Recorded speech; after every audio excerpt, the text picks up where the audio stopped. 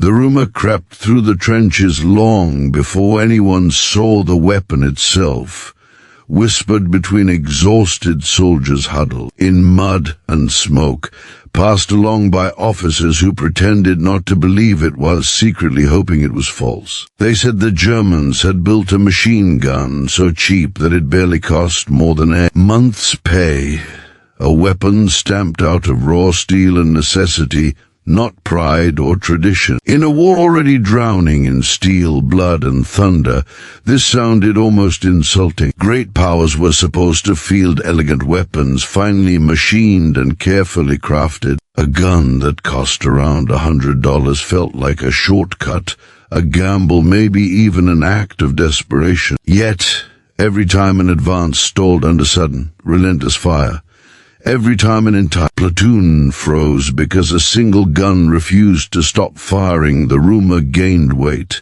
Men stopped laughing about it. They started asking questions.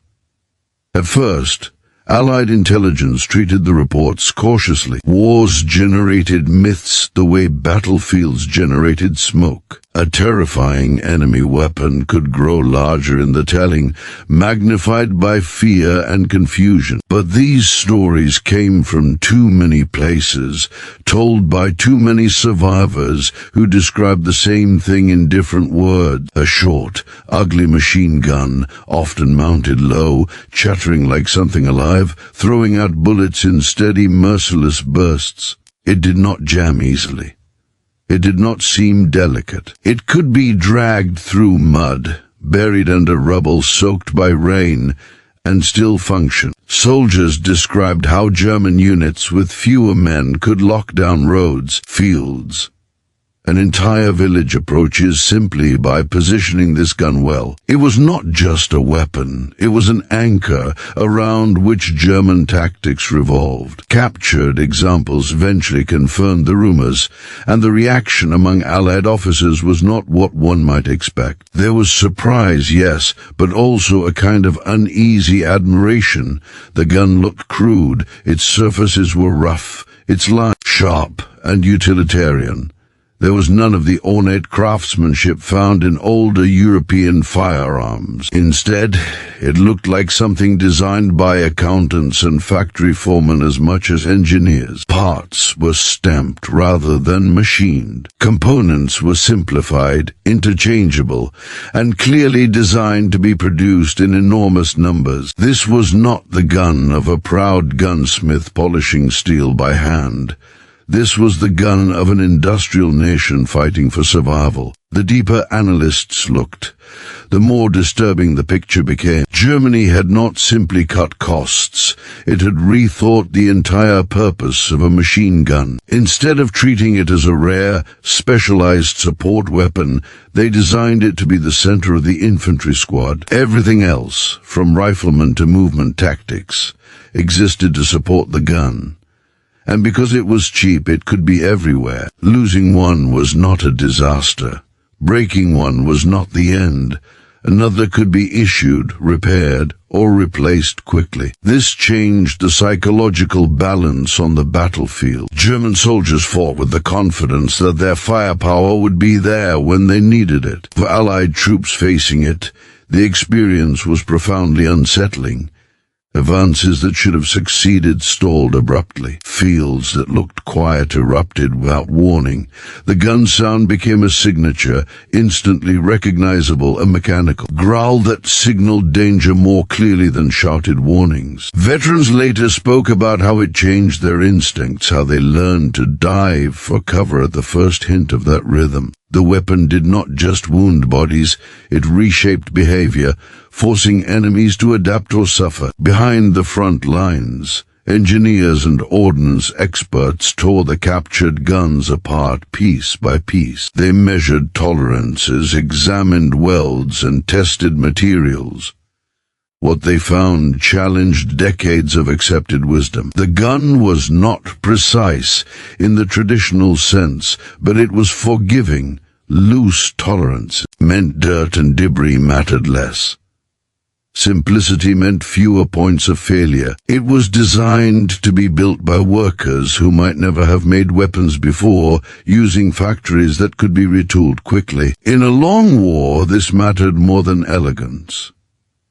The Germans had accepted a harsh truth. Perfection was the enemy of quantity. This realization sent ripples through Allied planning rooms. If such a weapon could be built cheaply and work this well, what did that mean for the future of infantry combat? The question was uncomfortable, because it suggested that many existing doctrines were outdated. Expensive, finely crafted weapons suddenly looked like liabilities. The war was becoming a contest of production as much as courage.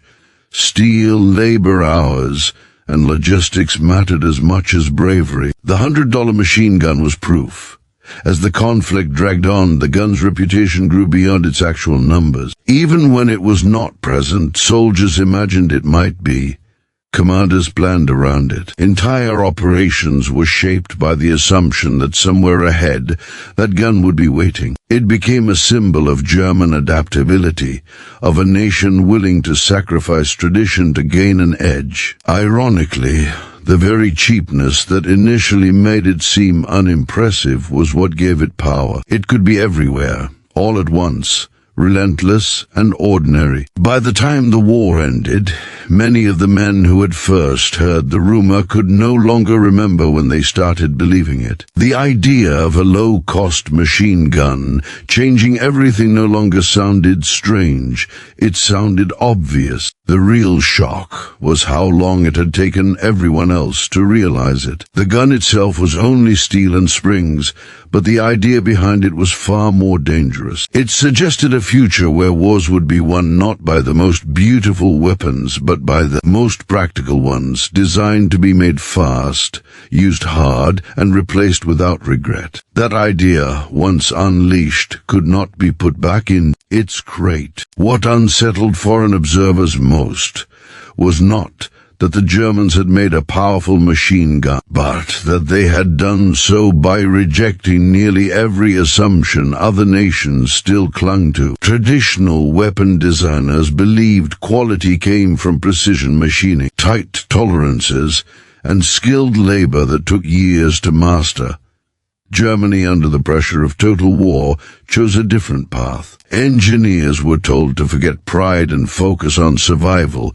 If a part could be stamped instead of milled, it was stamped. If a design feature existed only to look refined, it was removed. The result was a weapon that looked almost brutal in its honesty, a machine gun that made no attempt to impress anyone except the men who depended on it to stay alive. Factories that once produced civilian goods were converted with alarming speed. Workers who had never handled firearms were trained to produce critical components within weeks. The design allowed for mistakes that would have ruined older weapons. Parts did not need to fit together like jewelry, they only needed to work. This tolerance for imperfection was deliberate. Mud, dust, and heat were constants on the battlefield, and a gun that required perfect conditions was a liability. German engineers understood that war was not a laboratory test, but a grinding, filthy struggle, and they built accordingly. As captured examples spread through Allied testing facilities, debates grew intense. Some experts dismissed the gun as crude, arguing that its rough finish and simplified construction would limit accuracy or longevity. Others, usually those with frontline experience, disagreed sharply. They pointed out that a machine gun did not need to be elegant to dominate a battlefield. It needed to fire when ordered, keep firing under abuse, and be simple enough that an exhausted soldier could fix it under stress. By those measures, the German design was alarmingly successful. The cost shocked everyone who examined the production figures. Roughly $100 per unit meant Germany could field these guns in numbers that rival nations struggled to match with far more expensive designs. This was not merely a manufacturing trick, it was a strategic choice. Germany had accepted that wars of the future would be decided by sustained firepower at the lowest levels of combat. If every squad could rely on a dependable machine gun, the entire army became more flexible and more dangerous. Other nations began quietly reassessing their own weapons. Some engineers tried to dismiss the German approach as something that only worked under extreme conditions. Others saw the writing on the wall. Reports circulated describing how German squads maneuvered around their machine guns, using riflemen primarily to protect and feed ammunition to the weapon. This inverted older doctrines where machine guns supported riflemen. It was a subtle shift, but its impact was enormous. Firepower became the foundation, movement the secondary concern. Captured guns were copied, sometimes crudely, sometimes with careful study. Blueprints were translated, parts measured, weaknesses sought. Yet many attempts to replicate the design missed the point. It was not just the shape or the caliber that mattered, but the philosophy behind it. Simplify. Accept imperfection. Design for mass production first, refinement later. Nations that tried to copy only the external features often failed to achieve the same reliability. The psychological impact of this realization spread through military establishment. Generals who had built careers on older doctrines resisted the implication. Accepting the German model meant admitting that cherished ideas about craftsmanship and controlled fire were becoming obsolete. Younger officers, especially those who had faced the gun in combat, were less sentimental. They cared less about tradition and more about survival. To them, the German machine gun was proof that modern war rewarded practicality over pride. Even within Germany, the weapon's success caused tension. Traditionalists disliked its appearance and what it represented. They worried it reflected a decline in standards. But battlefield results silenced most criticism. When reports showed small units holding ground against superior numbers, arguments about aesthetics lost their force. The gun worked, and that was enough.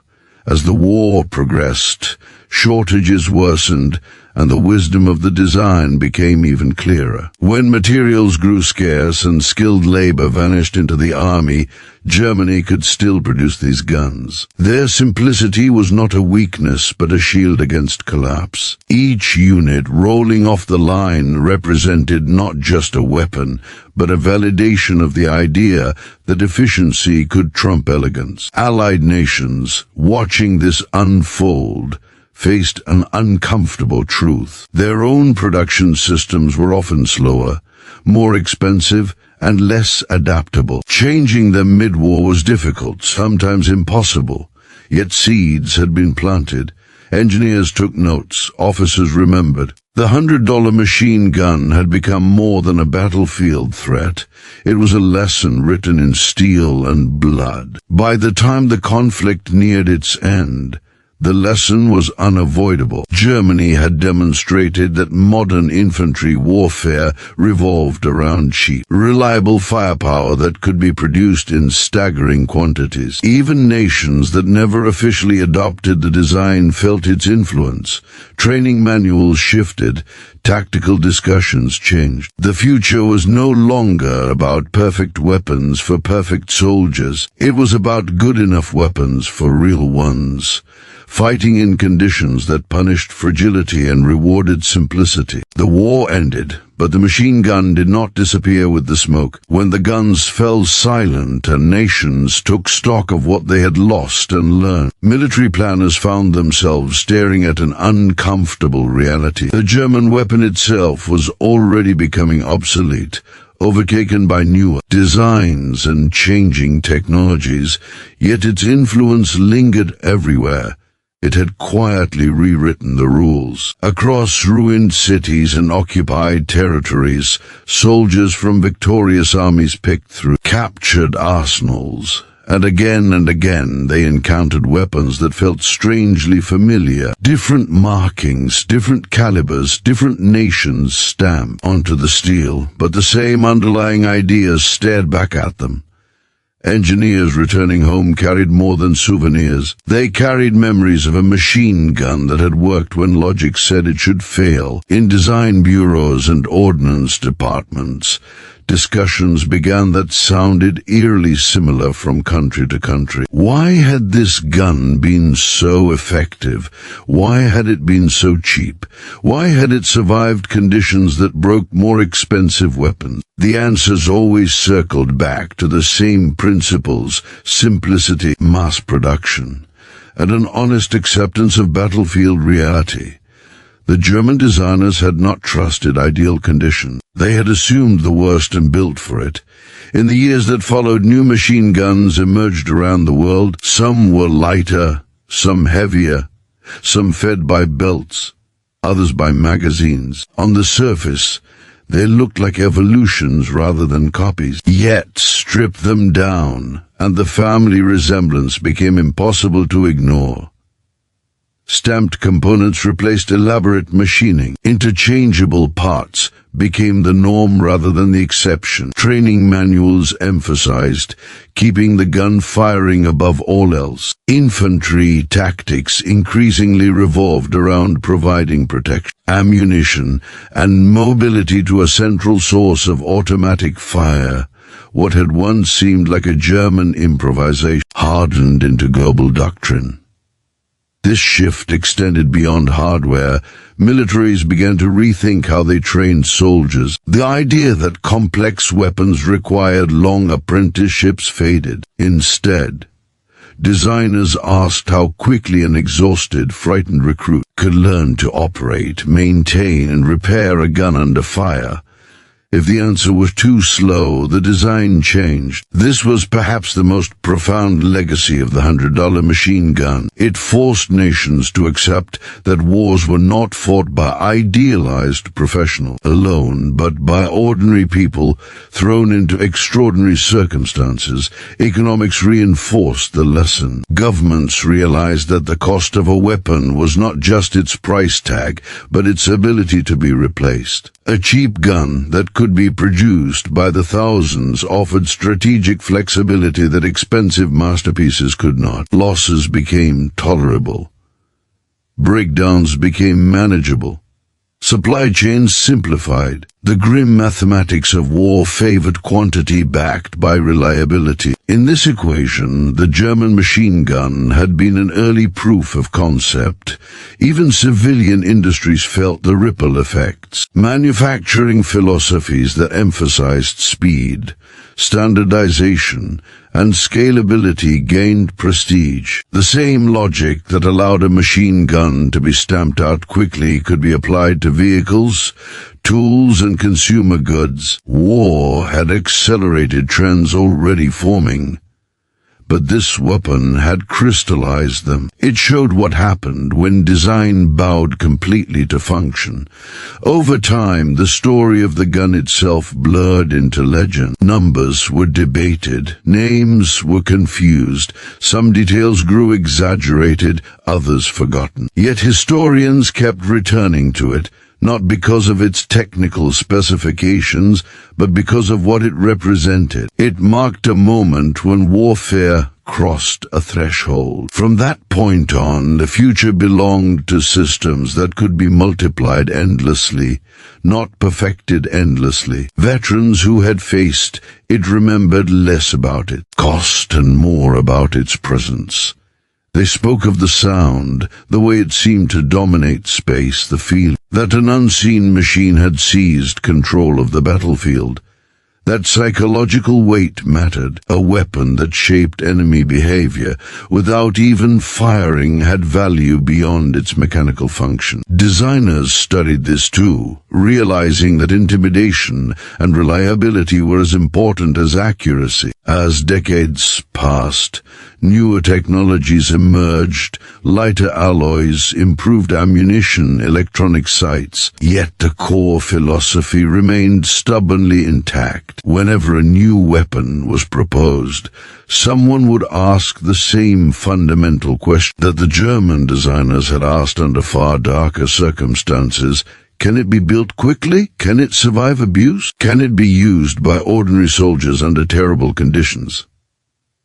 If the answer was no, the design was reworked or discarded. In the end, the $100 German machine gun became something larger than itself. It became a turning point, a quiet declaration that the age of ornate battlefield craftsmanship was over. Its true power was not in the battles it helped shape, but in the future it forced into existence. By proving that cheap, reliable firepower could dominate modern combat, it compelled every nation to follow its logic. And that is the irony that lingers. A weapon born of scarcity and desperation ended up giving the world a template it could never unlearn. The legacy did not stop with armies and factories. It seeped into how nations thought about power itself. Military planners began to understand that dominance was not always about possessing the most advanced technology, but about ensuring that effective tools could be placed into as many hands as possible, as reliably as possible. The German machine gun had exposed a truth that was uncomfortable for proud institutions. Complexity could be a weakness. Every extra feature was another thing that could break, another delay in training, another bottleneck in production. Simplicity, once dismissed as crude, emerged as a form of sophistication all its own. This realization shaped postwar alliances and rivalries alike. During the early years of new global tensions, countries racing to rebuild their forces did not have the luxury of slow experimentation. They needed weapons that could be produced quickly, taught easily, and trusted instinctively. Again and again, designers returned to the same principles that had proven themselves under fire decades earlier. Even when new materials and technologies were introduced, they were layered onto a foundation that favored ruggedness over refinement. The shadow of that original idea stretched far into the future. There was also a moral dimension to this inheritance, though it was rarely discussed openly. A cheap, effective weapon lowered the threshold for sustained violence. When firepower became easier to replace than the people using it, wars risked becoming longer, colder, and more industrial. Some thinkers warned that this logic could strip conflict of restraint, turning battlefields into equations of output rather than human cost. Yet those warnings rarely slowed adoption. Once a principle proves itself in war, it is almost impossible to ignore for historians. The machine gun became a case study in unintended consequences. Designed to solve an immediate problem, it ended up influencing generations of conflict that its creators could never have imagined. Its real invention was not mechanical, but conceptual. It taught the world that the future of warfare belonged to systems that could endure neglect, misuse, and sheer volume. That lesson applied as much to strategy as it did to steel. In museums today, the original gun sits behind glass, stripped of its menace, labeled and measured, its rough edges frozen in time. Visitors see it as an artifact, something distant and finished, but its descendants are still out there, carried by soldiers who may never know its name. Only its logic. They inherit a design philosophy passed down quietly, one conflict at a time. And so the story closes not with silence, but with continuity. The $100 German machine gun did not conquer the world by itself. It changed the way the world armed itself. Its final victory was subtle and lasting, woven into doctrines, factories, and expectations everywhere. Long after the last shot was fired, its true impact continued, echoing through history as a reminder that sometimes the most powerful weapons are not the most beautiful, but the ones that teach everyone else how to fight from that day forward.